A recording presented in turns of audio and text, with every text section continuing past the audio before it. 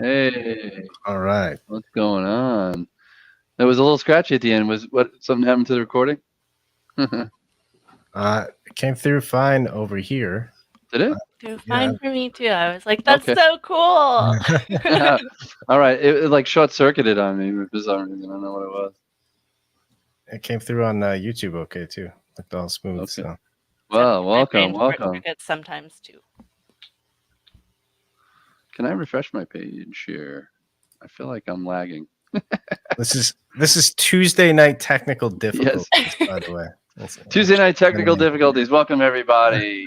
Welcome to our second edition of our fall run of Tuesday Night Tech. Welcome Maren, Luna.ai. Really excited about getting into it with you. We haven't seen you in a while. You've been hiding with Luna and building this team and this business, and we're excited to learn a lot more about it. But what's going on with you, Zach? What's been new? What's been since last we have spoken last Tuesday Night Tech? What's going on? Just massive update. I mean, I don't want to brag or anything, but I'm now part of the Yellow Banner Club from LinkedIn. So that's All right. super exciting. No, I'm totally kidding. And I got one for the profile, so that was pretty fun. But yeah, is that like top LinkedIn voice or something? Like everybody's trying to figure out how to scam the top LinkedIn voices or whatever. Yeah, everybody's going out there and contributing to the articles. I did a couple of them and I popped up, so that was kind of fun. But yeah, nice. Yeah. Your boy Tom, Maren, he's all over that, gotten his thing and then telling everybody how to do it. He sure is. Tommy's all over everything. Yeah. So what have you been up to? Tell everybody where you are coming in from. So not a lot of people, if we have any new people. I'm from New Jersey. That's what it is. Yep. Just kidding. No, I'm in Oklahoma City, Oklahoma. All right. But the startup that I work for is based in the Netherlands. So it's a bit of a jaunt, and that's why I am here instead of one of my founders, because it's currently 2 o'clock in the morning for them. That's right. But you can name and mention his name or her name and where they are, who's the, if you'd like, if it's relevant. Yeah, our 3 founders are Stephen Nellemans, who is serving as our CEO, Jean-Paul Clerks, who's our Chief Growth Officer, and then Robin Salomons, who is our CTO. But 3 founders, very good friends, all serial entrepreneur startup people, and very excited to be on with them. I was a follower of Luna for a while, had bought an AppSumo deal, and it just kind of worked out when they started hiring. Nice, nice. So was it AppSumo? Not AppSumo, obviously, because those are the ones you can get like lifetime things on and stuff. Was it just who turned you on to the app? Because what's interesting about that to me is you found a place to work. But it sounds like you found the app first. Hmm. Yep, So I tell us a found little the bit app about that. first. A little bit more about Honestly, I found it was someone had mentioned it in the ship, that. and looked into it. I know I had like gotten the AppSumo alert that a company that I had looked at before was running a deal. So I bought the lifetime. It's a little bit different now, and we are not offering the AppSumo deal anymore. Mhm. But yeah, was really testing it out because I was working as an SDR still, Mm. doing a lot of cold outreach. Sounded like it was too good to be true, where they were providing the leads and helping personalize the copy for you, but it worked. Um, so I was a fan, and then they reached out when they started looking at hiring people. So, Yeah, I mean, magical for those who are listening and looking for jobs. I mean, we talk about putting together your list of places that you'd love to work. You never know that the place that your next career, your next windfall, if you will, your next success story could be for a company whose product you're currently using and don't even realize it. Like a subscription that you pay for and then you don't use it, like a Chrome extension that I don't use, like not Lavender. I love Lavender. But like, Loom, like I could go work for Loom. I use Loom all the time. That's something interesting because I always feel like Connect and Sell, like the parallel dialers, whatever. I was so connected to Connect and Sell because I'm always felt like, the worst thing for people is that you're dialing all day and you're not getting anybody. And it's like, that's like you need reps in order to get better. And that's what Connect and Sell and those parallel dials allow you to do. It allows you to ramp faster. It allows you to get into more conversations and really focus on the right things. Sure, there's a lot of other stuff around it that needs to happen too, but like that to me was always like, and I always felt like because I came from the old school of, um, dialing from with a real phone, that I have a really interesting story if I went to work there. So you might ask me, why don't I go work there? That's a different story. But I feel like you embrace that too with your story because you're like, okay, well, I'm using this product. It's interesting, and then I got to know them, and I got to know the founders, and I'm like, wow, this seems like a place I could go work, and they happen to be looking, and wow, serendipity. So great mhm. story. Appreciate you sharing. Yeah. It's also crazy because, if you are a user before, it takes less time to familiarize yourself with the product once you actually do start. Do you Yeah. feel like that helps you with perspective too? Because then you can sell it, the way that a user would interact with the product Yeah, versus just pitching it. 100%. Um, you really have that in-depth like understanding of what pain points you are solving because you were using it to solve them for yourself at some point, um, as well as things that you thought that the UI needed or that could be done better. Yeah. Absolutely. And who's your ideal customer? Right now, more SMB companies targeting smaller teams that don't necessarily have the capacity to be sending out a lot of outbound emails and copy. But the goal is to move up, and a lot of the updates that are being released in the next few weeks are going to help us move into a little bit larger market size. Move upstream, Hmm. or is that downstream? So SMB to more enterprise level stuff, and it's copy and capacity really is what I'm gathering. Hmm. And then who do you speak to though? Like if you're an SDR, who are you speaking to? Who's the persona you're calling in the company that you're targeting in SMB? Yeah, so we usually go after sales leaders, marketing leaders, director, VP, all the way up to honestly CEOs. A lot of the a lot of our current clients are very small teams at this point. So they But they happen to don't be the necessarily. CEO. So Yes. you wind up being talking to the CEO because he's pretty much the salesperson, Mhm. Yeah. or at least like the head and doing whatever, and maybe he has one or two other people. Mhm. Okay. So so let me ask you something, Zach. Do you have any experience in doing a role play as a CEO of a small company? Now, when you say small company, are you talking about like a software company per se? So we only focus on B2B Okay. um, for different legal reasons. It gets a lot more complicated when you're doing Now, but B2C what kind of company emails. would be that small company that you would get in with? What would be their industry? It Honestly. doesn't necessarily.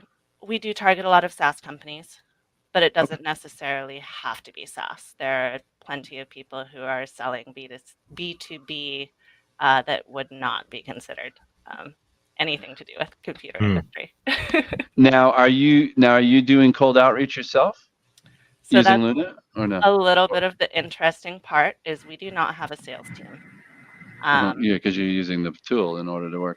I got you. Now, so what kind of calls are you conducting on a regular basis personally? More like kind of discovery into demo, or what? How does that work? We have a product demo available on our website at any time. It's just a little video right now. It'll Mhm. eventually be a full walkthrough, interactive. On But demo side? we, if someone specifically requests a demo in person, we're more than happy to do that. But typically, it's pretty self-serve. You can go on, create a free account, and kind of just poke around. It's very intuitive. Wow, you answered a whole bunch of questions we normally ask at the end, like how do you get in touch with you? How do you find out about it? That's awesome. I was sort of leading down the path with maybe you pitching Zach while we're sitting here, since if that's what you do on a regular basis. So I wanted to hear kind of how people talk about Luna, and then we would love to see a demo of it. Yeah.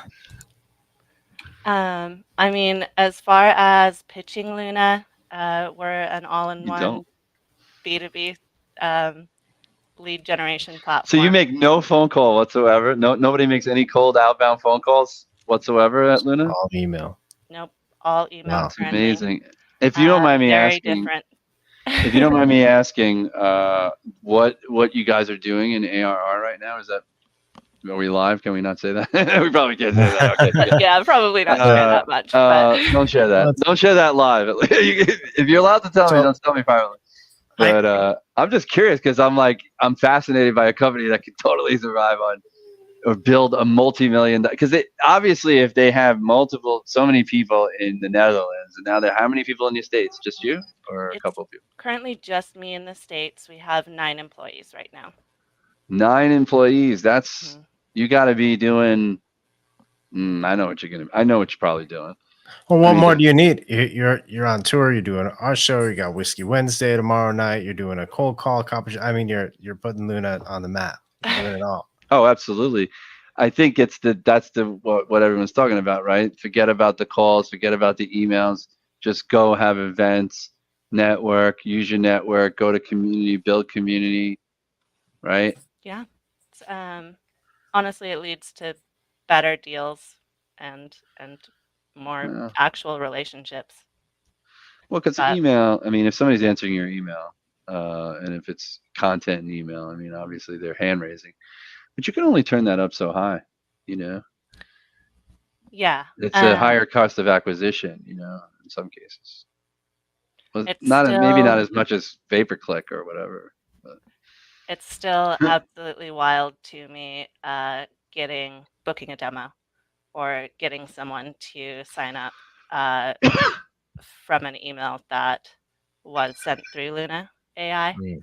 and I didn't cold call them 40 times. I haven't looked at their LinkedIn 120 times in the past month. This is basically the first contact that I'm having with them is them becoming a customer. Well, coming inbound, yeah. Mhm. Is that like really transparent for the customer on the other side of that? Like, I mean, by the time that they're signing up and they're becoming a customer, are they aware that they haven't actually talked to a human and it's just been AI generated? I mean, it kind of depends. If they have responded to an email that was sent from my account, then I'm the one sitting there and responding and saying, Okay. "Oh, I'm happy to jump on a call to help with whatever if you're interested in different aspects." But if they see that email, they pull up the website, they hit, start free trial or forever free plan, then there's no contact. Wild. So you're just driving them to the website and they sign up and that's that. There's no need for a human interaction necessarily unless they And want. is it user based, like a minimum? Or so it's just single user base and you just keep, or you toggle up or whatever the price packages are or whatever it is? I Yeah, got you. we have several Interesting. different tiers, but our baseline is free So for you focused 25. on building customer success then? Is that really the idea? Yeah, we do have a customer success expert right now. He's definitely building out a lot of the processes and whatnot. Mm, Um, like I said, our team is very small, and mm, I've been with the company a little over 3 months now, but I was the first hire, mm. so growing quick. Well, there was the three of them, hmm and then how many? And probably a couple of engineers, obviously. Yep. I imagine hmm the rest are engineers, or the rest are engineers. That would be six other people, but I could see how that's maybe an HR person or whatever. And I got you. I mean, probably not too much. And the partners, obviously, how old is the company? Well, A not old. It little can't be. over a year. Yeah, I was gonna say it can't be Yeah. more than a year. Okay, well, hey, listen, we're really happy to have you guys on. These are the kinds of companies we like. Something a game changer. Sounds like a game changer. Love to see a little bit more. And I don't know. Feel free. Yeah, I'm happy to show you guys. Um, let's see. I'm hoping that I gave permissions before hopping in here.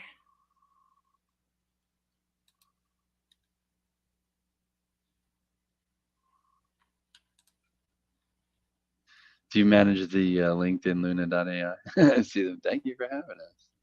All right. So this popped up into what I leave my account on most of the time, which is autonomous mode.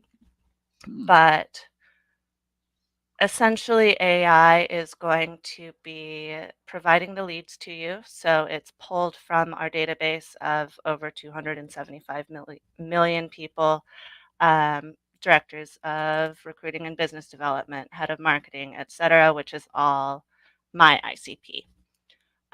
You can click into each one of these leads. It'll give you their LinkedIn, all of So the wait, data hold on a on second. them. Wait, hold on a second. So when you say it's giving you leads, is I'm unclear. Like imagine we're starting this product from scratch, hmm right? Like for any one of us, like where does it begin? Where does your journey begin with Luna? Like, does it get embedded in your email? Is it a total its own app? Yep. So I was just kind of hopping ahead because it pulled up to that screen. But when you sign up for an account, you'll be prompted to, enter your name, Mhm, um, email, etc. You can add as many teammates as you would like. mhm, So if you're working all for the same company, for example, you could have everyone on the same team and using the same credits from mhm. Luna. Can connect your CRM. Okay. Currently, we only directly connect with Pipedrive and HubSpot. Salesforce is coming soon, like very soon. Hmm. But anything else you can connect through Zapier. Mhm. Oh, so Email, we then you can come. Okay. connect basically any email provider, um, upload a signature if you want to. We obviously recommend having the first email with no hyperlinks or images like that. Mhm, Email opens, you can also track here. We recommend doing it through a custom tracking domain so that it doesn't hurt your deliverability. mhm. And there's detailed instructions of how to do that, forward replies, and then we recently changed domains, so mine is a little messed up right now. But we actually have a built-in email health check as Oh, well, Mhm. so you can see all of the things that are not necessarily making it so that you hit that primary inbox. Mhm. DKIM, spiff. Yeah. hmm Copy settings is where it gets really cool. Everything that you are providing to Luna AI is going to be training the AI to speak more like you Mhm. and to be generating the emails so that you have to make less and less edits.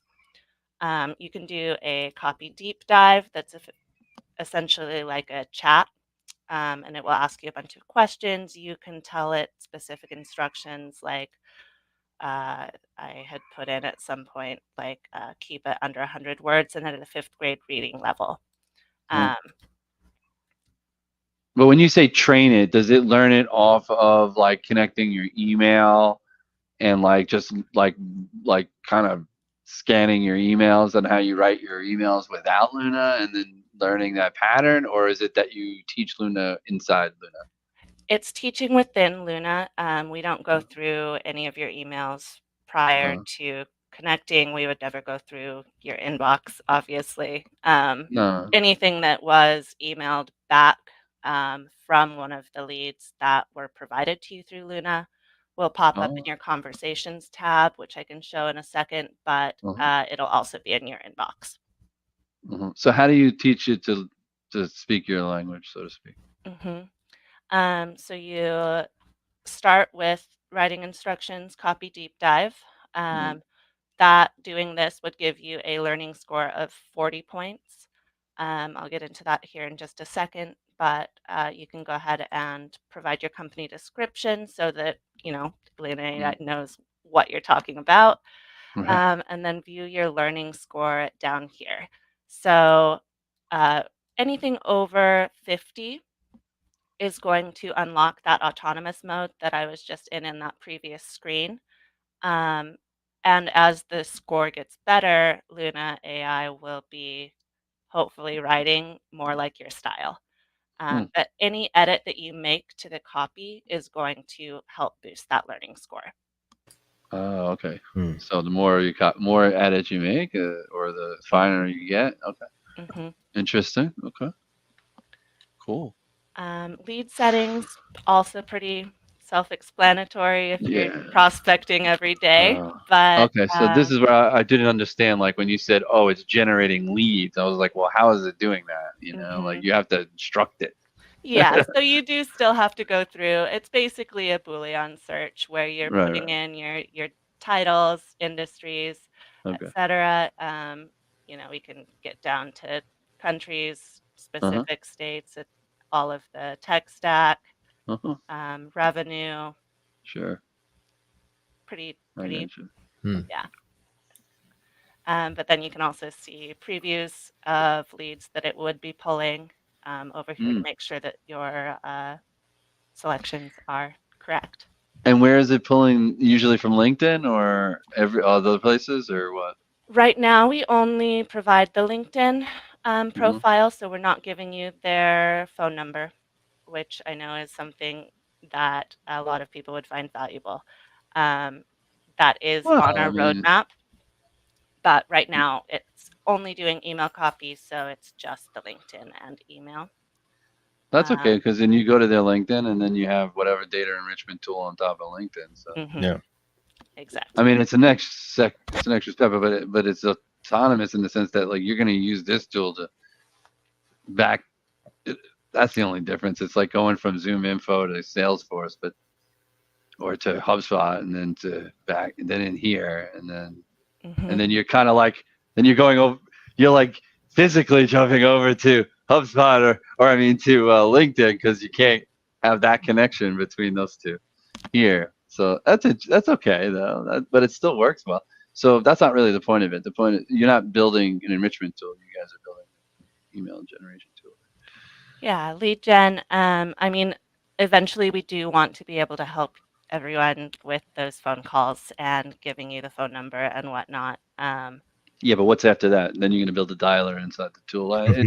You know, like come You'll on. have an AI dialer. It's just gonna. Oh yeah. gonna- There's not going to be any people. You guys are already not using any people to make any phone calls, so you would just have this thing call it's and like have a conversation with somebody in AI because people are already doing that, and it's going to be almost mainstream before we know it, unfortunately.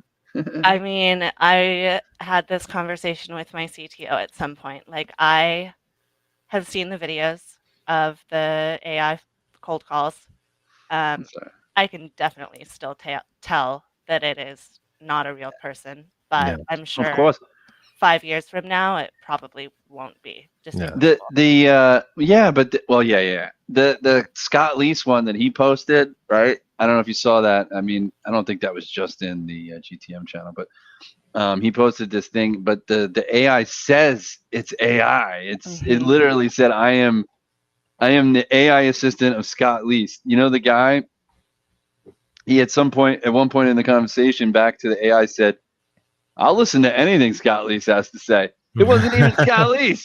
Yeah. It was his assistant. And the thing said it was his assistant. It said, This I'm is the AI Amazon. assistant of Scott Leese. And the guy like acted like it was Scott Leese anyway. It was awesome. So, oh man, I love these things. So you have a free plan and that gets you 50 emails a month. Um, Oh, that's your current plan. yeah, so our free plan starts with 25 emails per month, as far as I know. We may have bumped it up, but you can check your usage here and see how many of those emails have been sent out to just keep an eye on that for your own, as well as upgrade here. You can also get more email credits by inviting other users. Mm. But within this little dashboard here, within the next couple of weeks, we will also have team analytics and more in-depth dashboard view of like if you have a whole SDR team and you're sending things out, you can track KPIs and reply rates and whatnot for all of your users, as well as start different campaigns or cadences. Excellent. Can we see some of the way that it kind of constructs email from like putting a name in and go Mhm. back to that, I guess? So once you're in here, again, it's Now that I understand where these leads are coming from. showing you the lead, showing you the company. Okay. It'll be sending these out in uh, their own time zone. So if you're doing outreach to the UK, it would be sending it, 3 o'clock a.m. your time. So that's always a little bit weird, but it's scheduled. So it's not all sending out 50 emails within 3 minutes. But again, it'll draft an email. Any of the edits that you make in here, like say I wanted to change this to um,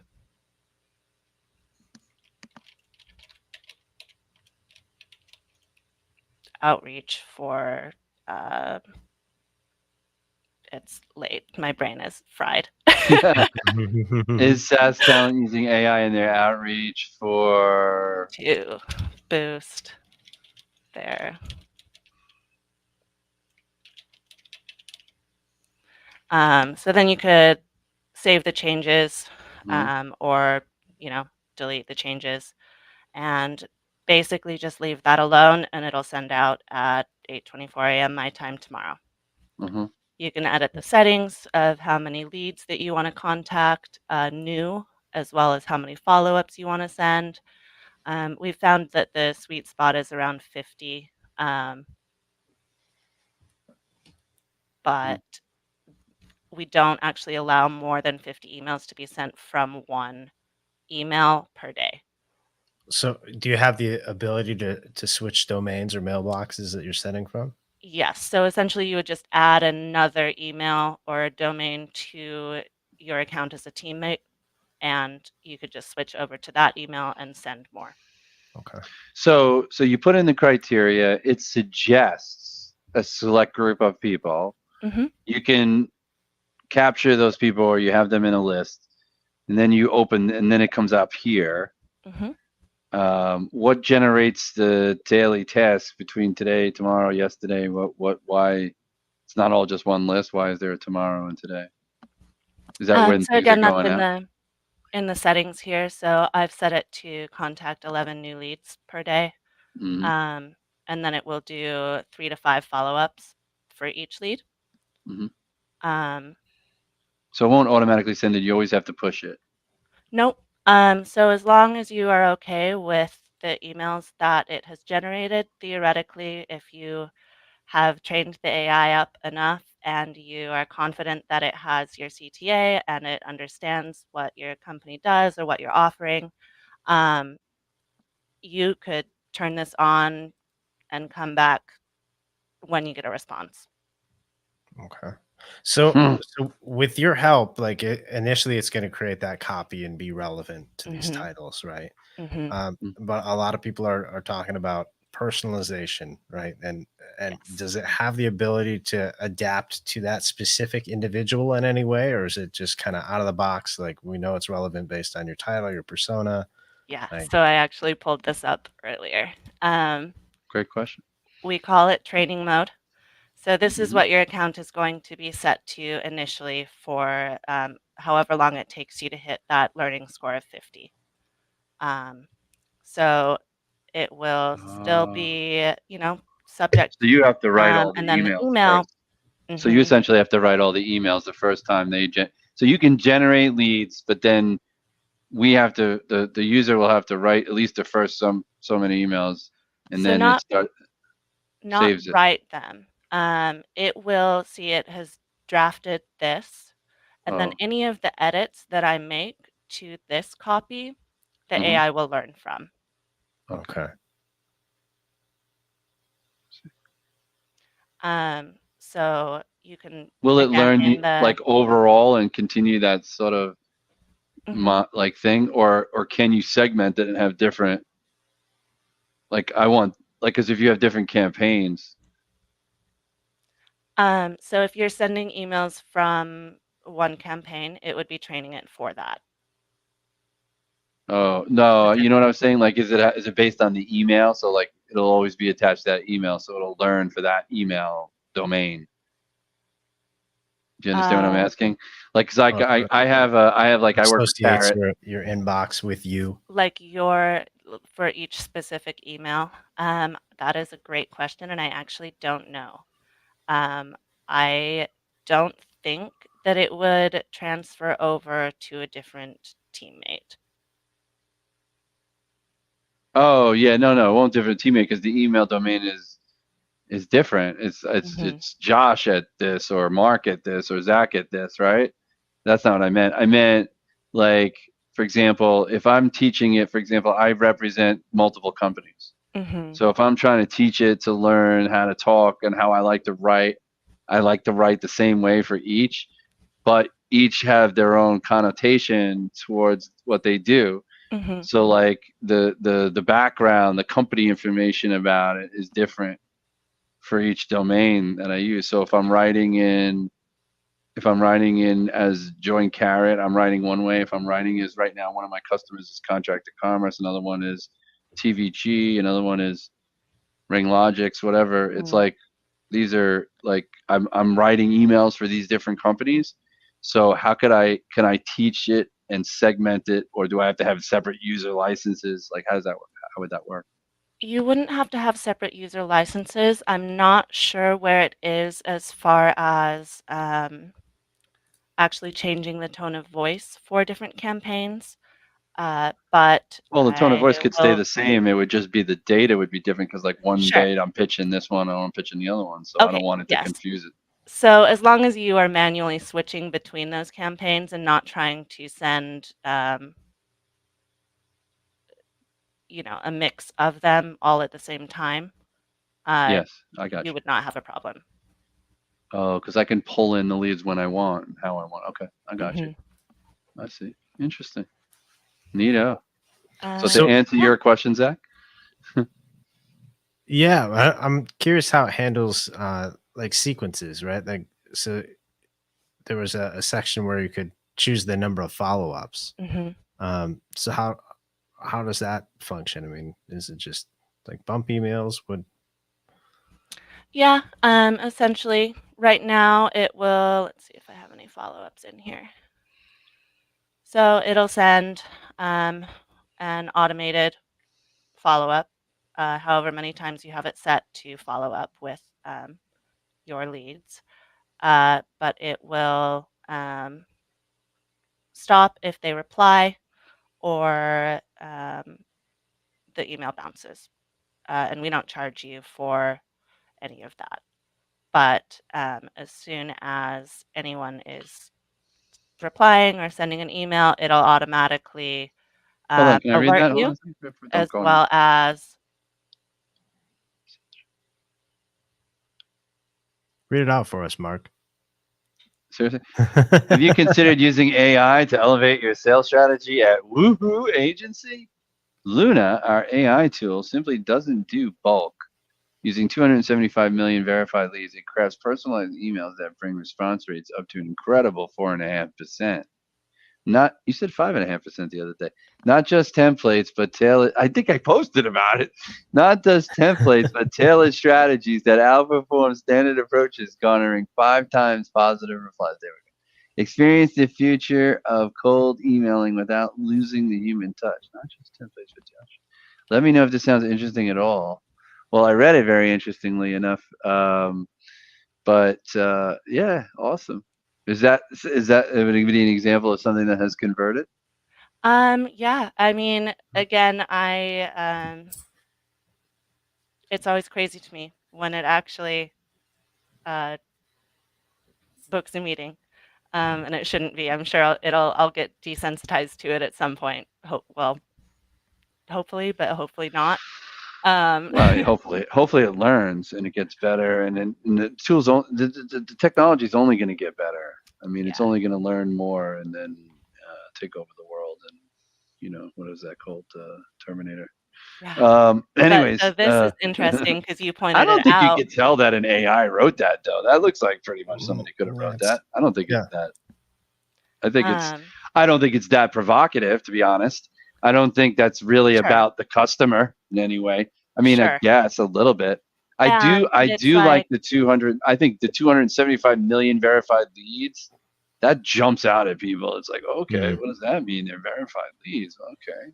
but also take So into consideration, like, if I were to sit here and I were to, sorry, Riley, do my research on Riley and stalk his LinkedIn and stalk his social media and try to find like actual personalization, that would take me a good, 15 to 30 minutes to even longer than that, depending on how badly I wanted to get in contact with this guy. yeah, of course. Um, Absolutely.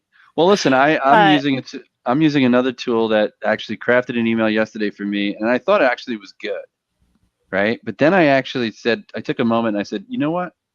It reminded me of a movie that a lot of people know called Wedding Crashers, right? Remember in Wedding Crashers, like you don't offer any information that you can't positively make sure you can confirm, right? And so it was like it didn't. I, I I don't know. Keep going. I'm sorry. no, you're fine. I guess my point is that a lot of, especially the people who don't necessarily have the sales team and aren't spending 20 minutes uh, researching to personalize each email, this can be a game changer where emails are just getting sent out and they don't have to spend 3 hours prospecting every day. Right. But you did point out something funny, and that's on me, is that the 4.5, our current reply rate is at 5.41. And Well, like I had mentioned on your post, all of our stats are public. So you can yeah. see So how many.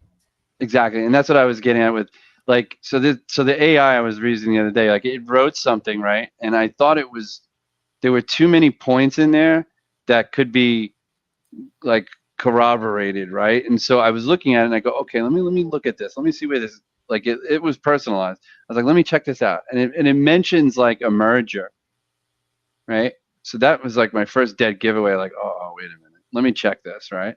And I went back and I checked it, and it was a good merger, and it crafted it in a unique way, the verbiage it used, but it was a year and a half ago, the merger. So like for me, I'm not sure, like even though after a merger it could take a year and a half before really they actually merge and stuff like that. And if you know business, you know that. But like still, I wouldn't necessarily say that that was something new enough for me to want to mention it. And so I was like, okay. And then it goes on to mention that he loves his work that he does with this Kiva.org, which is like a charity organization. And it was like in his featured section on his LinkedIn. It was the very first thing on the featured section. So I was like, that's just not deep enough for me. You know, that's like people are going to read right through that and go, you just scraped that right off the front page of my LinkedIn. Now, I don't know if that's feasible. If somebody is like us and would say that, they're not that attuned to it. So maybe they're like, wow, how did you see that? Oh, you know, because they're not really active on LinkedIn. So maybe they would be impressed by that. So you got to give it a shot. So I feel like But I felt, I've seen a lot of posts lately that are like, you know, with the exception of the very highly personalized emails where you have basically stalked this person for the past 30 days and you know where they live. But when you're personalizing an email, it's too easy to fall into those, like you were just saying, where it's like so generic, so easy to find the front page of their LinkedIn. And that's just as ineffective as no personalization.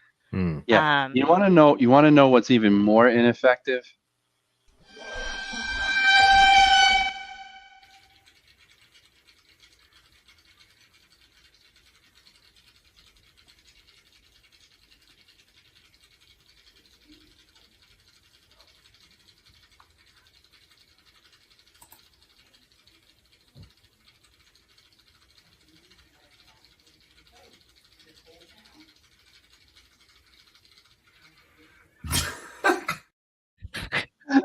Is that how you spend your afternoons? What's going on? That's Wormhole. Like, what is happening?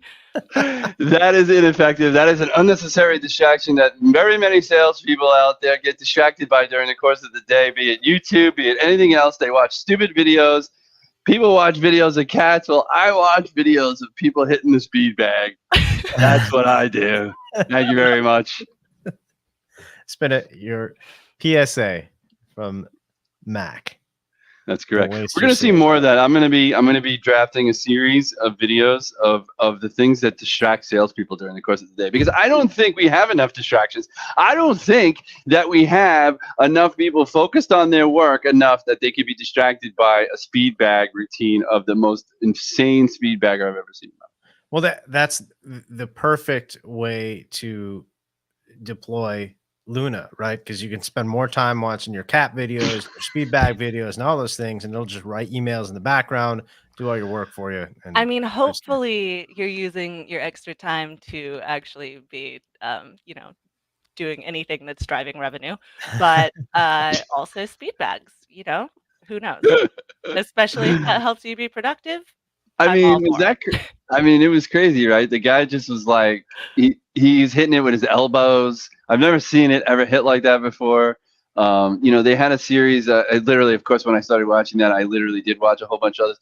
But then they had like Mayweather doing it, and he just hitting it like a normal person, like a normal boxer. You know, he's just like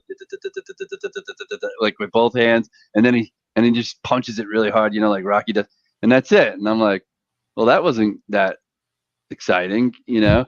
This guy had like made it music, like he was like that's what that other guy, the speed bag champion, will tell you too. Like there's an old guy who literally is a speed bag champion, and he tells you there's a sound to it Look at that. There's a Rhythmic. sound to it, and it's like music. It's like, and you can change it up. Like if you start hitting it differently, it sounds a little differently, and it's really wild. There you go. See, you didn't expect this kind of education on speed bag and boxing and all that.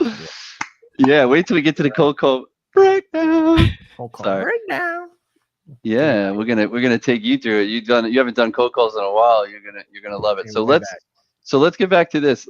So you've got the email now. When it's constructed, you could always change it, but then eventually, right? You feel like you could just let it go. I mean, you obviously have done it, and it just does it. And you could let it go on the replies, or is it the replies are always going to come back to you, and you can make an So if adjustment? you have it in the manual mode, the replies will show up here as well. And you can edit those and then hit schedule whenever you're comfortable with the copy. What's up, In Mark? autonomous mode, it will be sent autonomously. I see. Now what? So if the customer says, I want it, I want a meeting, or they don't really need a meeting, would it automatically just tell them, oh, you could go right to the website? No. sign So up? as soon as they respond, it's handed off to you.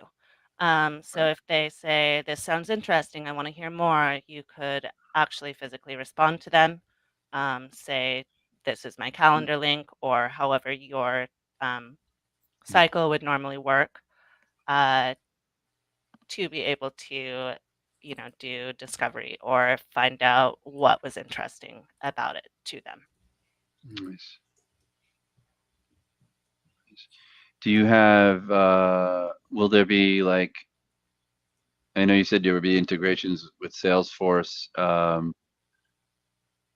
What would they be looking at other tools to integrate, like as in like other SEPs, or you really just want people to live in here? Because this would do emails, and then you'd still need, I guess you could just download to the single source, right? The CRM, which is HubSpot, or I think that's really all you need. We do have a Chrome extension. So I was using Luna within Outreach at my last job. And you can basically highlight any text and then prompt the AI to rewrite it for you. And then other than the Chrome extension, we also have a mobile app. So you can actually fire off these emails wherever you are, or wherever you have 15 minutes at the doctor's office, you can go through and approve 10 emails. I could see where something like that would actually be interesting for mobile versus me opening SalesLoft on my mobile and trying to send an email through that, or even pushing an email through that. I think the way this is like set up, that if it was like a autonomous one button type thing, then maybe, or you could just scan them, approve it, and just hit the one button. Yep. On the mobile. But I've never personally done a lot of my work on my mobile at all. I can't. It's like almost like if I leave the house, I'm done. I don't even have a laptop. That's fair. I guess the in my mind, I am always looking at my phone, which is not healthy. I know, but if I have 15 minutes and I'm thinking about work anyway, or if I'm at the doctor and waiting and I need to be sending off those emails, it's very convenient to be able to do that from my phone instead of having to take my laptop, pull up the entire sales engagement platform, and be working from within there. Yeah, that's what I mean. I think that's what makes it better, for sure. It's also very simple UI for the phone. And it's kind of like Tinder, or like any of the like dating apps, where it's like a big button that's a yes and a big button that's a no, and you can edit the copy obviously still, but if you wanted to send it, you just hit that big check and it sends off. Awesome. So did we have some giveaways for, are we giving away some stuff with some folks? I got the giveaway tool set up. We can do some hashtagging, and we can give away a couple of whatever, even though it's free anyway, the tool. What do you got for us, man? Yeah, we'll like premium account, so one of our paid plans, Oh. and include, I don't remember what I had it So we set want to. a hashtag Luna, obviously, or can we do @ at Yeah, Luna.ai? at Luna.ai. I don't know if I can change that. Let me see if I can change it here. Forget how you do this. Can I do this? Before I exit out of here too, I did just want to mention if you have your own leads, you can also upload your own lead list. Nice. Go with Nice. at Luna AI. Can it be at Luna? I want to see. Hold on. I don't think so. It's not coming up. Oh, here we go. Let me do it.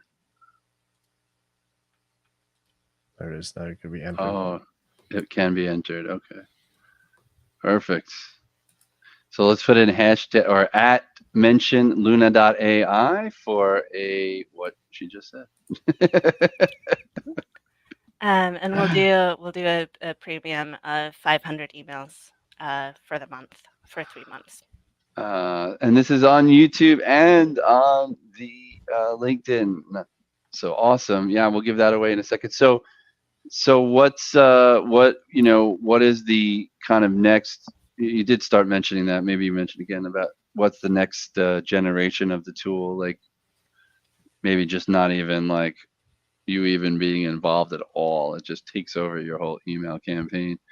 I mean, listen, let's face it, right? We've been talking about this for weeks and months already about AI taking over our jobs, right? And at the end of the day, right, you need people to do transactions. I mean, this is serious business here, right? It's never going to fully, at least not in the next, I hope to think 5 years at least. In the near future. That it's not going to completely eliminate, because just like what I'm seeing when we've had a number of guests on who've come on with these different tools, and some have been AI tools, and what's interesting is that it's only the first and second or third version of this stuff, right? Like you even said it, you're like, down the road, of course, this is probably, they're just going to be talking to each other, and no one's going to be involved. Everyone's going to have their own company, because you're going to be able to have a whole company and be one person, because your personal AIs are going to be communicating with each other and setting it all up, and while that's great and everything, you everybody says the exact same thing. It still needs to be trained. It still needs to be taught. It still needs to be refined. Like I haven't been yet, and this is why we were a little skeptical. I have yet to be comfortable to just let something go. Now, I guess in the grand scheme of things, if you're sending out a lot of emails, right, you're already saying to yourself, regardless of how customized it could be, you're already saying that I'm expecting that a number of these are going to fall off, just from pure timing, of course, relevance, inaccuracy of data, whatever it is, right? So you're always going to have that drop off. So even if the AI doesn't come out right, or it mixes up something, or it adds something that's personalized that's really not, or whatever, so what? Because it's still producing at a level higher than I would if I didn't have it. And it's going to learn and get better, and eventually it'll convert more and at a higher rate. Yeah. And if you are going through and checking, then hopefully it would not be ever sending anything that was absolutely inaccurate. But like you said, it's in relation to you sending 5 emails or you sending 300 emails in a month, being assisted with AI, you're probably going to have more success with those 300 emails than the 5 emails that you did manually. Oh yeah, absolutely. So the volume comes into play. I think Rodrigo brings up an interesting idea about the AI freelancers, and I guess to expand on that, you could really leverage technology like this to kind of force multiply yourself, right? And different areas to help businesses. You know, I being yeah. I was Go gonna say ahead. I don't think I could teach the AI to do some of the things that I do on the phone. And it can't sound like me. It'll I don't know if it could. I mean, it is pretty good. The Scott Lee thing was pretty good, but like just the listening even, Yeah. right? Yeah. Like I Well, don't think the AI can listen. It listens, but it always is listening to respond. You follow? So it's yeah. always like, so in that AI, that one that Scott Lee's released the other day, I thought it was really good. So to his credit, it was phenomenal, right? But what I thought was interesting is that the person would respond to the question, and then if it was human, your next statement or comment would probably be digging deeper into what they said. Mhm. Yet it just switched the topic to what it wanted to do next, to take the conversation direction it wanted. So I actually felt like the AI has its own agenda and it can't adjust that agenda. And so it's actually acting like we were acting as, old school, where you're all about you and all about pitching. That's what the AI Yeah. was doing from that perspective. It was all about himself, trying to bring that person through the process and say, okay, well, let's set a meeting. But it asked a question, that person answered, it received it, but that was it. And then it went on to its next question. So I don't know. It was efficient, but Well, I I mean, think that's I think it'll get better too. oh, Again, yeah. like it's the same as training, like copy generative AI, where I'm sure that if the right program were given the instruction to imitate active listening and dive deeper into whatever that pain point was that they were talking about, it'll hopefully get better. yeah, yeah. And then, but to your point, Zach, right? Like, so then, like somebody like you or me or Maren, like we can train a bunch of AIs and have multiple businesses and like working Yeah. for multiple companies. That's what I'm saying. Or have Well, multiple companies. I think the email space makes a good proving ground for it, though, right? Because it is asynchronous. You don't need to have like quite the level of depth Mhm. and pick up on the the nuance, right? That is human conversation, because once that reply comes through, right? Once they're engaged, then you get a human like Maren that can go back and forth with them, book a meeting, do whatever. I probably eventually it'll get to the point where it can interact, but so far it's not looking good, because the AI chat bots, like with help at Amazon and other places, not so hot, but we'll see. Now, I We think need this to is the put perfect some, spot yeah. to figure out if cold callers in the real world can keep up with AI. Are we still ahead of the curve, or are we going down? And I think this is where we find out. We take you back to your roots, Maren, as a cold caller in this edition of To be off. That's the wrong button, because this is Tuesday night technical breakdown, cool calls, breakdown. There you go. There you go. It was so perfect. It was teed up so perfect, and then it went sideways. I had to help you, man. I had to help you. Your co-host is going to be an AI pretty soon. I'll tell you what, because we need to reduce that error rate. Yeah, absolutely. So we're gonna dive into this one, man. And Here we most go. of All right, we'll take it way back. We were kind of previewing this ahead of time. Yeah. All right, so we just got this call. We're gonna dive into it. We're gonna break it down. Check it out. We're gonna break it down. Break it down. Give it to me. Is that what you guys do in your free time? You're just saying break it down to each other. Yeah, Okay, that's what distracts you. Cool breakdown, cool calls, breakdown. As a very real segment that we were having a conversation, just doing that back and forth, and that's how that. Yeah, we were, and that was like, I sped it up, so it's like in fast time. It's like it's 2 times or 3 times. So, yeah, so it's not like if you heard the real one, it was like cold call breakdown. We were like singing it, and I spun it up. I thought it was just really funny. But this was a call that we got for somebody to come in. It's very interesting. So listen. All right. So, oh wait, Levy, I gotta tell you about the format. Slow down, slow down. All The right. format here is Like, I don't know never what been on we're the doing, show. but I'm sure I can figure it out.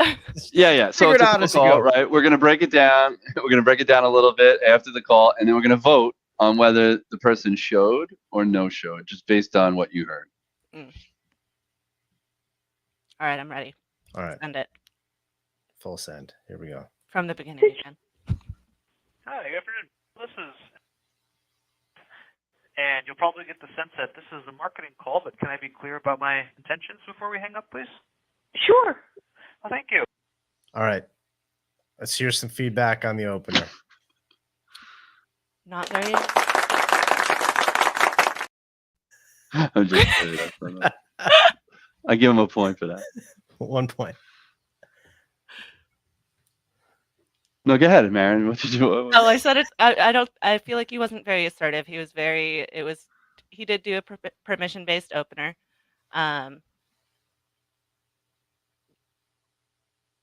but not necessarily providing any value in those first couple of seconds. Well, but can I be clear about my intentions before we hang up, please? Sure. Well, thank you. Thank you for being so kind. I saw on Zoom Info that you are leading the charge for the compensation benefits department for. Well, it's not for. We were part of Corp, but we separated from them and became.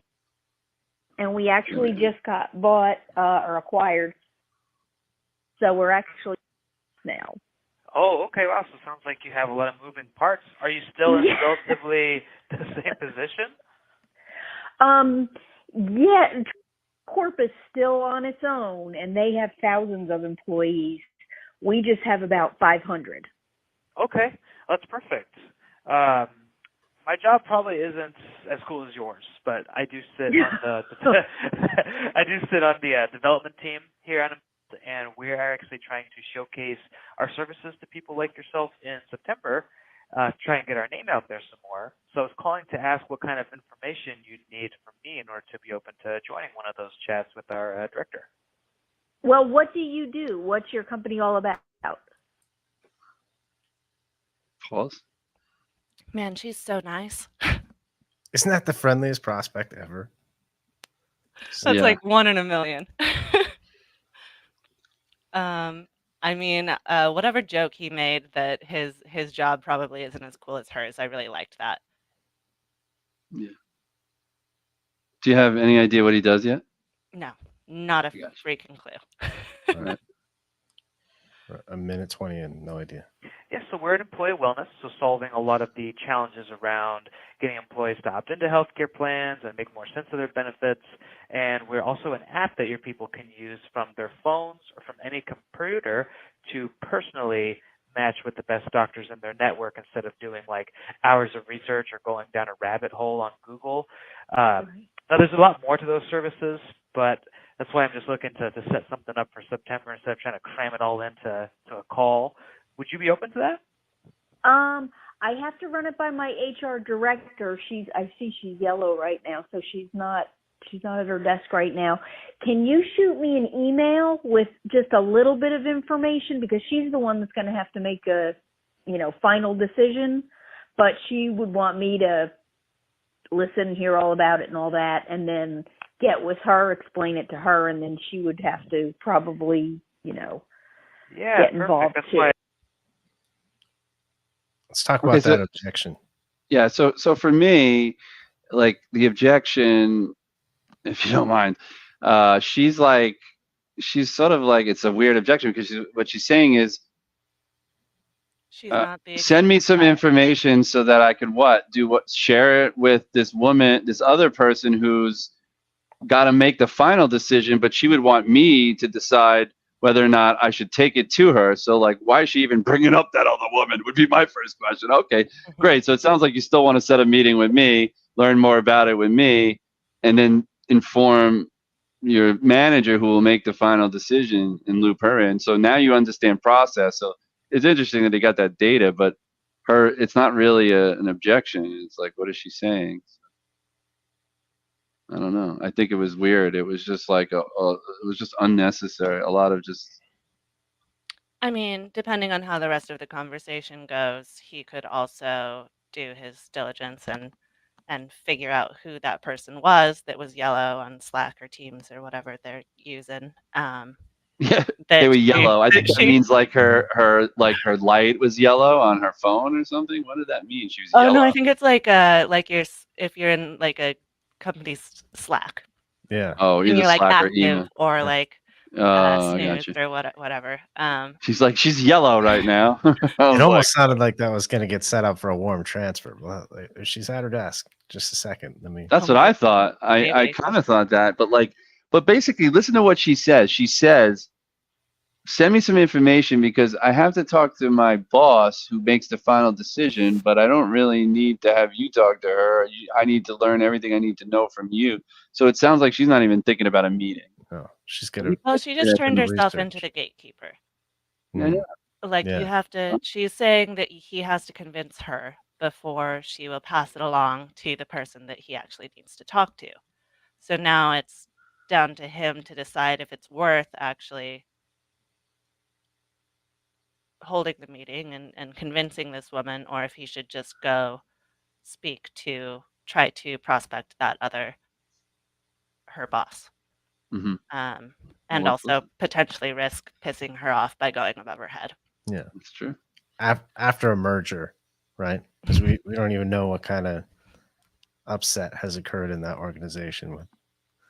Oh, Then hear that's all true, about it right? and all that, and then get with her, explain it to her, and then she would have to probably, Yeah, get involved perfect. too. That's why we wanted to get in touch with you first. Is your email still dot that change? It Like that changed. value, Bill. It's dot at dash .com. At com? Correct. Yep. Okay. All right. And then so I will get an email out with some information to you. Now, Okay. this might come off as pushy. It always kind of seems a little bit pushy, but I have to ask because the emails lack humanity, and we seek to understand, and that's understanding what your current challenges are, past challenges are, maybe what you expect to be challenged with in the future. Could I have my director get in touch with you maybe the first or second week of September for a follow-up call, kind of like this? Yes, the second week of September, I finally have some time off. I'm going to be off the end of this week and most of next week. So the following week would be better. Okay, so you said the second week of September. Did I hear you right? Let me look at the calendar real quick. It's a good sign. That would The be calendar's the coming 11th out. through the 15th. Yes. Yeah, sometime around there. Probably on a Tuesday would be best. Okay. To- Now, in the afternoon, kind of like we're chatting Can now, I- or can you sometime pause in it the for a morning? I just want to say, like, to accomplish what? What is this next meeting for? There hasn't even been any kind of justification for this meeting. Like it's so soft in the Mhm. beginning. He's like, "Do you mind just a follow up from my boss? Do you mind me do I send you an email?" I mean, Right? this reminds me of So like weird. a cold email where the call to action is literally just a conversation, you know? Mhm. Like he just wants to book that next conversation with her, even though he hasn't done a lot of discovery yet. Yeah, I think that's okay. What Zach and I were talking about actually earlier, and if we just cut to it, right, is like it doesn't build any sort of structure for the next call. Like because what he's doing is he's saying like, I'll hit you with some more information. He asked her, what kind of information do you need in order to potentially want to sit for one of these calls or these Mhm. meetings, that we have in September? He makes it sound like it's like an open forum. Like we've heard this guy before, and it sounds like he makes it sound like, oh, we have these times in September. We can get you some time in September, like it's some magical thing, right? And he's like, what would you need as far as information in order to consider that? And then she never even answers. He goes right into the email, like taking the email information. She's like, send me an email. Oh, what would it take? Send me an email. And then she went to the thing about her boss, right? But he's like, he confirms the email, and then he goes, my email, he goes, honestly, this might come off as pushy, but our emails don't carry any sort of integrity. He didn't use that word, but he said empathy or whatever, humanity. And so basically he's saying my emails aren't that great. So can I just have my boss give you a call in a couple of weeks sometime for a similar call like this? Oh, another call to waste my time and to start from the beginning. And like, it was just, I just didn't think there was a lot of meat behind it, and the question remains is that we ask every time we do this is, did this person show or did this person no show? So let's listen to the very end, I guess, and then we'll make that determination. We need to get this or any other thoughts, please. We need to get him a license to Luna, so his emails can have some humanity behind them. Is that well, I think we're gonna donate one to him because he's been so kind to give us these calls to the last couple of shows, and we're gonna send one off to this particular individual who will remain nameless at this point, but we will send you his information. No, I was just gonna say, like, it's interesting that he jumped directly to his boss following up, because we are discussing whether or not this person is going to show up for that meeting because it's scheduled 3 weeks out. Yeah, must be. Yeah. In my experience, you want to schedule it like as close to the meeting or the initial conversation as possible. So that lessens the likelihood that she's actually going to show up. And then also she's going to be meeting with a new person who has more authority. But she also could potentially be wasting that boss's time, Yeah, it doesn't sound like she's bringing the boss into the meeting. No, his boss. Oh, yeah.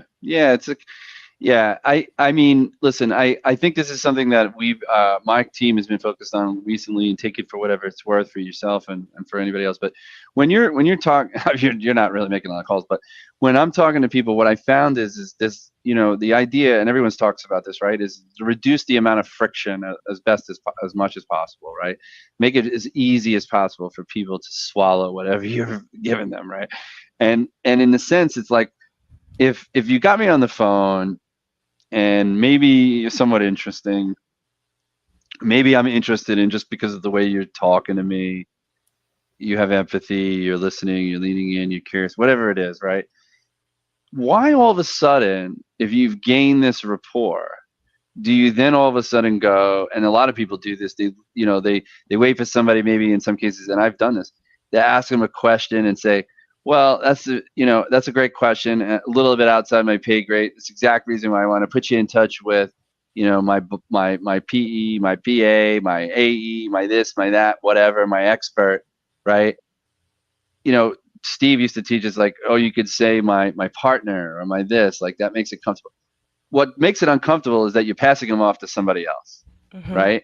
I don't think you need to say that beforehand. I think you actually have a lesser conversion rate less conversion into show rate when you do those things. I think you're just as good if you just say, hey, I sounds like I caught you off guard today, and I know we'd probably want to talk about this when you have a little bit more time to focus on it. So why don't we talk again on Thursday at 2? And then at Thursday at 2, you jump on that call for the first 5 seconds.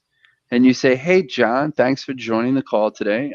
I'm jumping on, actually, because I just want to put a name to a face. I wanted to introduce you to my partner. He, she, they are really the person that, will take you through this, will help you really understand, what we were talking about the other day. And I'll follow up with you via email. Thank you. And you can reach out to me anytime you like. Does that sound fair? Yes, absolutely. Great. Have a nice day. I have another call. Whatever. I say things like, but I unfortunately double booked myself, or something like that. So I'm going to jump up, but I'm going to leave you with my partner. Now they showed up. There was no friction, right? Now you've physically introduced them to somebody else. That's Mhm. just you're just as cold because you're coming in face now on the Zoom, right? And they never met you either before. But they talked to you a little bit, but and I think we have this notion, we have this idea that we have to make that handoff and that we have to do that introduction on the cold call. And I think that actually, if people take a really close look at the stats, I would tell you that you Right. have a likelier, lesser show rate or a higher show rate if you just simply say, "Hey, sounds like you're interested in this. Let's schedule some time to talk again." Um, Just my opinion. I think that exactly what you said. It works a lot better if there is some kind of handoff after the fact. So you give me credit for that. You can write it down. I'll mail you an award. But I don't know. I took a demo the other day that was booked through an SDR, and the first call was with the SDR, and I was a little bit surprised that he was on the call. You know, Mhm. because In a I've good way or been a that bad way? SDR. No, it's just like I wouldn't necessarily expect every SDR to sit through every demo. Right. Well, I don't sit through the whole demo for sure, because you don't have time to do that, right? Yeah. So you're there for the first couple of seconds just to do the handoff, right? And so what it does is essentially, and if you use words like partner, right, it also again it allows you to have a little bit more equal business stature, Mhm. right?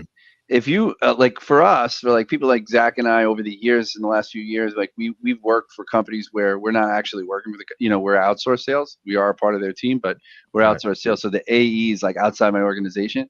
So it's maybe even weirder to do it that way. But I'm having success with it now, where I just do it, and people are more comfortable with it. I have a higher show rate, and then I just get on the call and I hand it off to the AE there, and it makes us look better. It's not like I'm just giving them off to somebody. Oh, I have their calendar. It's like I hate that stuff. Mhm. That's not. It's actually not really. It can be, if you look at it closely. I think it would prove out to be a lower show rate when you add all of those things in there. Yeah. Oh, no, I you mean, say those things like, why do they need to know that? They don't need to Chili know Piper has great stats on their blog and website about like the amount of time that it takes for them to book that meeting drastically affects whether or not they one book it or two show. that. Um, Well, you're definitely right earlier when you talked a little bit about the idea of, obviously, the further out, the worse it gets. But Mhm. look, I had a guy yesterday. I booked a meeting, like I said, I actually booked it, I think, for November 7th. And the reason why I did that was because the guy literally said, I'm leaving tonight for Houston for a week with family, and then I'm going on a flying to um, Turkey and going on a cruise and ending up in Rome. So I'll be gone for about 3 weeks. I'll be back on the 31st. I'll be back to work on the 2nd. So I said, how about the 7th? So, like, I mean, what am I going to do? Actually, he said the 7th. So I booked the time. But obviously, you're going to call him the week before, make sure. But you're right. It just takes a lot more work when you book it further out. But quite ironically, I've seriously had this, and not afraid to admit that I booked a meeting, let's say for tomorrow, and then they don't show. I'm like, I never understand that. Like, Yeah. I blows my mind that, like, you booked it yesterday with me. How are you not here on this call today? Right? I mean, this is the world we live in with some people. I will say if you don't send me a calendar invite, it doesn't exist. No. You gotta accept that invite on the call if they're Yep. there. Get them to accept it on the call. I had a meeting with a guy today that I booked about 3 weeks ago, and he showed up. It was a great conversation. We got next steps, which is awesome. So it's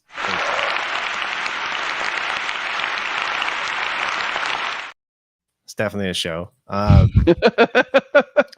No, but the key is the follow up in between, right? You got to nurture that and keep it going and remind them why they booked that call with you in the first place, right? Because if you don't, you're just a nobody who cold called. Let's get into the tail end of this one. See Yeah. if they get it on the calendar, and we'll vote whether or not they showed or no showed?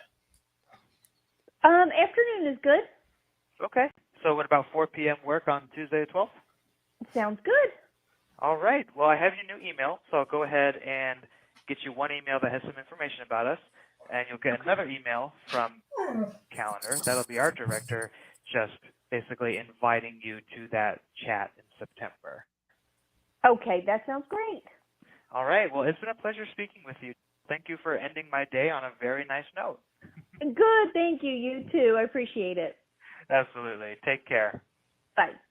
Bye. There you have it. Wow. A lot going on in that call, I think, and it's interesting, very interesting. But again, for me, I don't think there was much value built. I think you agreed with that, Maren. I don't know if he asked really any questions, if he really learned anything from her, I think that if she except shows the up, merger. I think that if she shows up, she's showing up because she's just genuinely a nice person and wants to give them her time. Yeah, I mean, it's interesting. I just feel like it's like, she was very nice. You don't get that a lot. I mean, I do. I get, we all get them, right? And sometimes you must get them every day too, right? But there's always that one person who's really nice and will take the meeting and actually show up to the meeting, which is cool. But sometimes I just feel like, again, it's you have to play the game that's more consistent, right? And building that structure to build value and get them to the table for a reason, for a meaningful conversation. Like, I feel like his way is very flippant. Is that the right word? Would you be open to, maybe have my boss follow up with a call in September? I Like, think it's that's what not I was like, saying. That's kind of what I was saying with the assertiveness. It's very, all of Mhm. the wording was very permission based and not just his opener. Yeah. yeah. I think that tends to be a trend. I think that's a Mhm. growing trend kind of in the industry, I'll say, is that you see a lot more of that happening. We don't have to get into all the details of why that is, but sometimes I think there could be a healthy injection of, just like you said, assertiveness and just Mhm. asking, being crystal clear about what your intent is, Mhm. what the reason for the call is, what they can expect to take away from that next conversation, and make it mutually beneficial. It Mhm. doesn't have to be a one-sided, sales pitch per se. But I'm with you, Maren. I think she probably shows up to this mostly out of the goodness of her heart. Not sure that would be one that would necessarily generate revenue if we're looking at that. But who knows? Who knows? It's a pretty good sized company. So I'm voting show. I'm Yeah. also voting show. 2 for show. All right. Well, I mean, I think it's hard. It's hard to say because I think she was very, very nice, and she went to her calendar, and she's like one of those ladies who probably lives by her calendar. At worst, maybe if she wasn't, I'll tell you this: she's not just gonna no show. I think she'd be one of those who will write you beforehand or Like call you. the nicest, I can't make this meeting anymore ever. Yeah, I'm so sorry. Well, not ever, but like she'll say I'm so sorry, and then you'll never get a response from her ever again. She did talk with the big boss, and guess what? The thing is that she doesn't like. What is he going to send her? He's not even agreeing to send her anything. He like bypassed that. He said, "I'm not going to send you anything. Really, I'm just going to wait till you have this call with my boss." Right? It sounded like he kind of like I took thought that he out of did the say equation. that he was sending her. All right, send her something and then have the call. So he sends her something. What is he going to send her that's not going to generate any questions about what it cost, or this or that, or what it really means? Because he didn't really even talk about what he's actually going to send her that means anything to Zach's point, right? And so my thing is that, does that convert into revenue? Mm. I mean, that's the other thing. Like, what are you having a meaningful conversation with about? You now know the process over there. You now know that whatever you arm her with in that call, she then needs to translate that back to the big boss. Mhm. she may not show up to the meeting because she goes and talks with the big boss after you send her something, and the big boss says, "Don't worry about that. We got a consultant we hired that's coming in fourth quarter that's going to start something like that." And she feels guilty because she's nice, so she never calls this guy back and just avoids his calls and his emails for the next 6 weeks. It could be that could happen too. But let's vote. You say she shows. You say, Maren, she shows. And I say she shows, but doesn't close. shows the no close. Shows but don't close. That's going to be the next one. And the answer is we're not going to vote because I don't see anybody here, so it doesn't matter live, but that's okay. We're still rocking and rolling. The answer is, drum roll, please.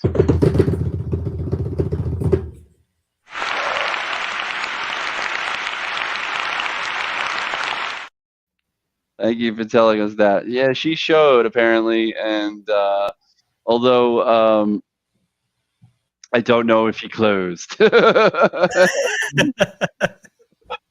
So it has been a while. I think those calls came in a few weeks ago, so it's possible. But no, this is actually a really obviously a funny bit. We always love breaking down cold calls. We love learning about new tech. We love learning about Luna. It sounds really awesome.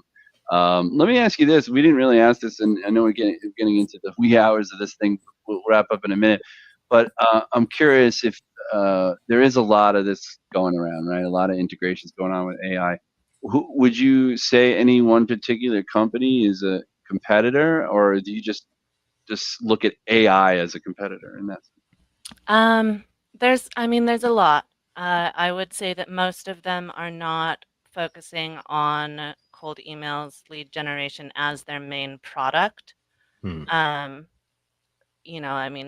has a part of their offerings that writes emails for you, and Gong now has a part of their offerings that is doing the sales engagement platform kind of stuff, writing the email, sending those out. But Gong doesn't do lead generation, and Apollo doesn't do like conversation intelligence like Gong does. And I think that I've had a lot of discussions lately about the like very huge offering companies that are trying to get their hands on a little bit of everything. Don't What do you mean? necessarily like you were saying about Luna and wanting to eventually potentially add a dialer in. Consolidation. We're not necessarily focusing all of our energy on that because we want to make our current product the best that it possibly can be before we branch out into those other areas. any other areas. So competitor-wise, it's like there are competitors out there, but all of the AI stuff is so new that we're all kind of just trying to get our established. Still kind of the Wild West. I think there's a lot of room for somebody to kind of become the front runner that's really well known for composing good emails. I haven't seen one that blows me away yet, but what we saw today with Luna is pretty cool. Well, and that's what I'm saying is like, I'm not like the Apollos and the Gongs, they're fantastic at what they do. And I have not used the engagement parts of either of those products. And I'm sure that they will probably be fantastic at some point. But like the highly focused companies that are only doing the one thing hopefully can offer more more thorough of a solution for that targeted. I mean, look, there's a lot to be said for consolidating it all into one platform. Apollo is trying to do that. There's another product out there called One Pager. It's not as well known that does that.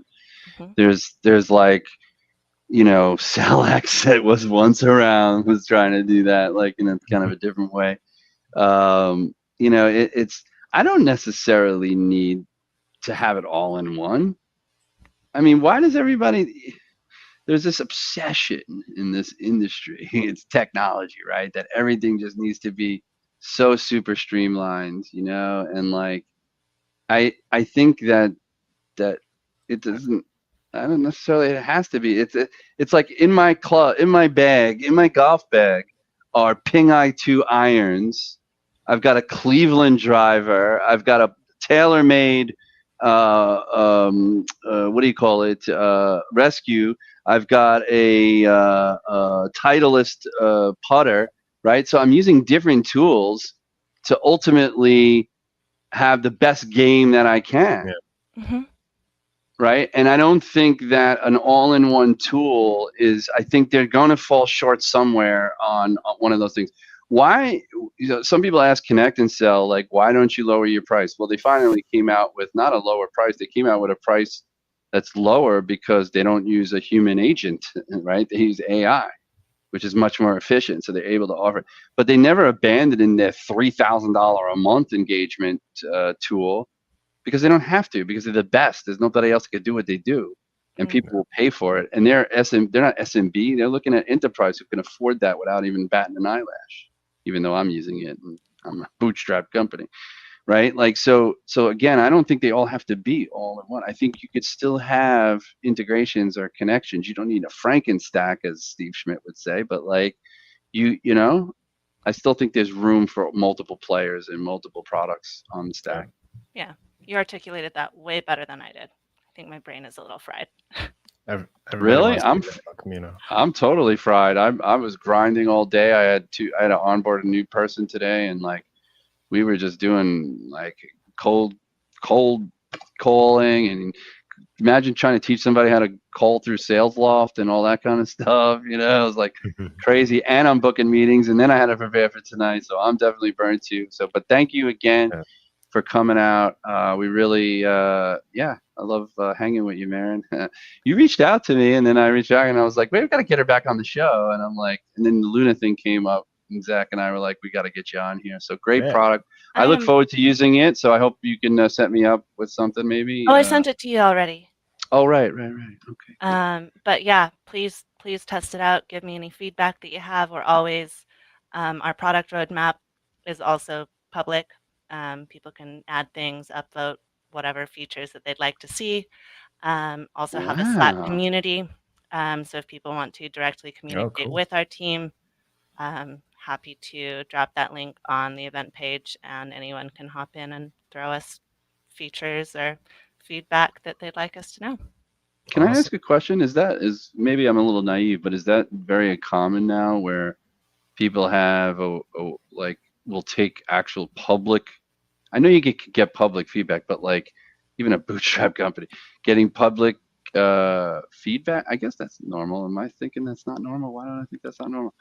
Getting public Right. feedback and then making the changes before like you have like a beta team, like just taking it straight to the market and just getting the feedback from a portal as opposed to like having focus groups and things. I don't know. Is that old school? Maybe I'm wrong. I don't know. I guess you can, right? You just send it in. Is that? I guess everybody wants to do that and wants to make like I didn't know every product would do that. Does every product do that? I feel like I see it a lot more with PLG companies than like it definitely depends on your market fit.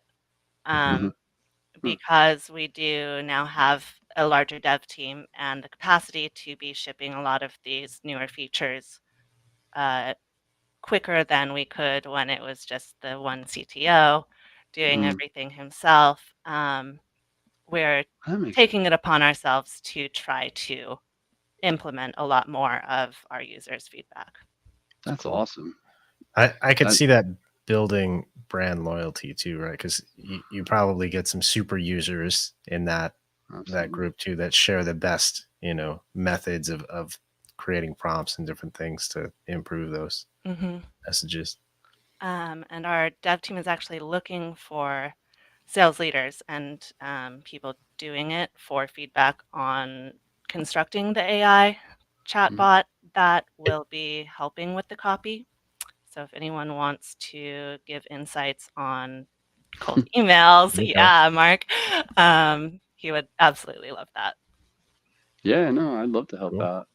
I just so like just knowing that, you could be part of this whole growing thing, that's going to just, I think it's like that. It's like Medusa. It's just going to keep going, like blah, blah, blah, Yeah. going crazy, and like it's going to be doing things like you never thought it would be doing Hmm. at some point. And Mhm. I don't know, but very cool stuff. Really appreciate it. Once again, thank you for coming out. And that's a wrap. Any final thoughts, Zachy? No, I appreciate you stopping by, sharing Luna with us. Great to have you on the SDR Insider. I don't know what do we even call this thing? Tuesday Night Tech Show. Yeah, What are you talking Tuesday about? night, yeah, Tuesday Night Tech. Our Cool, version yeah. of Tuesday Night Tech. I hope everybody had some fun. I hope you had some fun. Always fun to see you guys. Yeah, and hopefully our new segments were fun and funny, and yeah, awesome. Good night, everybody. Night.